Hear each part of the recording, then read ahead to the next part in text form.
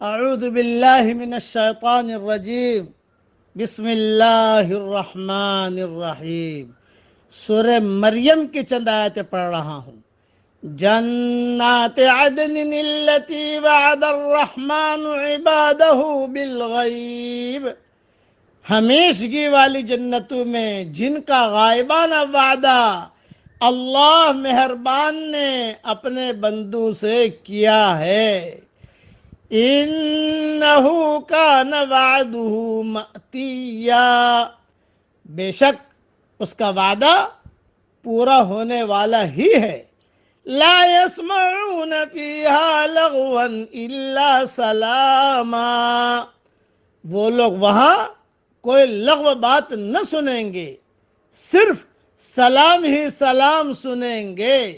وَلَهُمْ رِزْقُهُمْ فِيهَا بُكْرَةً وَعَشِيًّا، ان کے لیے وہاں صبح شام ان کا رزق ہوگا۔ تِلْكَ الْجَنَّةُ الَّتِي نُورِثُ مِنْ عِبَادِنَا مَنْ كَانَ تَقِيًّا، یہ ہے وہ جنت جس کا وارث ہم اپنے بندوں میں سے انہیں بناتے ہیں جو متقی ہوں۔ تشریح مختصر سن لیجئے۔ اللہ تعالی ہم سب کو تقوی عطا فرمائے۔ پڑھیے میرے ساتھ، اللہم البسنا لباس التقوی، اے اللہ تو ہم سب کو تقوی کا لباس پہنا دیجئے۔ اب تشریح سنیے۔ سب جگہ تو سلامی سلام ہوگا، یعنی فرشتے بھی انہیں ہر طرف سے سلام کریں گے، اور اہل جنت بھی آپس میں ایک دوسرے کو کثرت سے سلام کیا کریں گے۔ اور جنت کی مختصر تشریح امام احمد نے ان کی تفسیر میں لکھی ہے، اور میں نے میری کتاب بکھرے موتی جلد 4 یا جلد 5 میں جنت کے مستقل مضامین لکھے ہیں بہت تفصیل سے، وہاں دیکھ لینا۔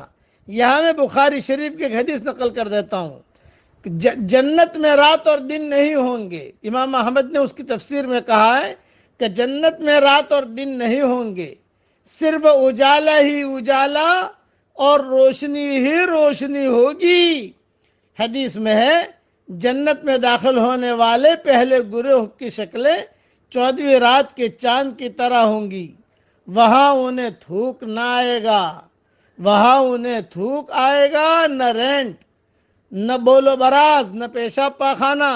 جنت میں ٹوائلٹ نہیں ہے، کہیں لکھا ہوا نہیں ہوگا مین وومن، یہ دنیا میں ہوتا ہے نا مردانہ زنانہ، نہیں، نہ بولو براز، نہ پیشاب پاخانہ۔ ان کے برتن اور کنگیاں سونے کی ہوں گی، ان کا بخور خوشبودار لکڑی ہوگی، ان کا پسینہ کستوری کی طرح ہوگا۔ ہر جنتی کی 2 بیگمیں ہوں گی، 2 بیویاں، ان کی پنڈلیوں کا گودا ان کے گوشت کے پیچھے سے نظر آئے گا۔ ان کے حسن و جمال کی وجہ سے ان میں باہم بغض اور اختلاف نہیں ہوگا۔ ان کے دل ایک دل کی طرح ہوں گے، صبح شام اللہ کی تسبیح کریں گے۔ صحیح بخاری شریف میں یہ روایت موجود ہے، اور مسلم میں بھی موجود ہے، اور امام احمد نے بھی کچھ مضمون نقل کیا ہے۔ خلاصہ کلام یہ، جنت کے اندر مردوں کو دکانیں نہیں کھولنی اور عورتوں کو جو ہے کھانا نہیں پکانا۔ جنت کے اندر کسی قسم کا کوئی ٹینشن نہیں۔ جنت میں نماز بھی نہیں پڑھنی، جنت میں مردوں کے لیے داڑھیاں بھی نہیں ہے، جنت میں عورتوں کے لیے برقع بھی نہیں ہے۔ جنت میں مزہ ہی مزہ ہے، لیکن جنت میں جانے کے لیے دنیا میں تقوی ہمیں اختیار کرنا پڑے گا۔ اس لیے تقوی والی زندگی گزارنے کی کوشش ہم کریں، اور اللہ تعالیٰ سے تقوی مانگیں کہ اللہ تو مجھے تقوی دے۔ حضور صلی اللہ علیہ وسلم خود مانگتے تھے، اللہم آت نفوسنا تقواہا، اللہم آت نفسی تقواہا وزکیہا انت خیر من زکاہا انت ولیہا و مولاہا، حدیث شریف کی دعاؤں میں ہے۔ ہم اللہ سے تقوی مانگیں گے اور تقوی پر چلنے کی کوشش کریں گے، اللہ تعالی ہم سب کو تقوی عطا فرمائے گا۔